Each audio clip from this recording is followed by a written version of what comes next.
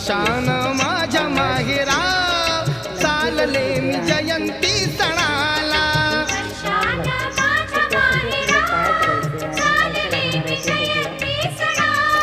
वर्षान माझ्या माहेरा चालले मी जयंती सणाला।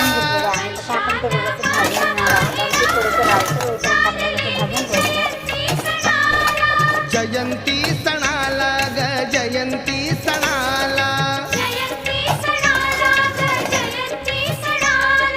जयंती सणाला ग जयंती सणाला।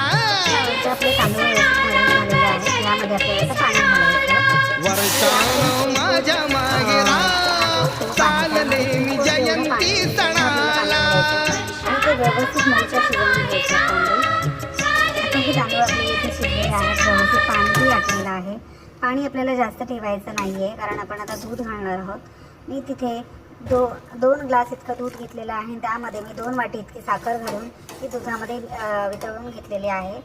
आता आपल्याला ते व्यवस्थित थोडंसं होऊ द्यायचं आहे। 2 उकळ येण्यासाठी आपण ठेवून दिलेले आहेत। इथे मी तुपामध्ये ड्रायफ्रूट्स तळून घेतलेले आहेत, त्यामध्ये मी काजू, मनुके आणि चारोळी घालून व्यवस्थित लालसर होईपर्यंत आपल्याला ते तुपामध्ये भाजून घ्यायचं।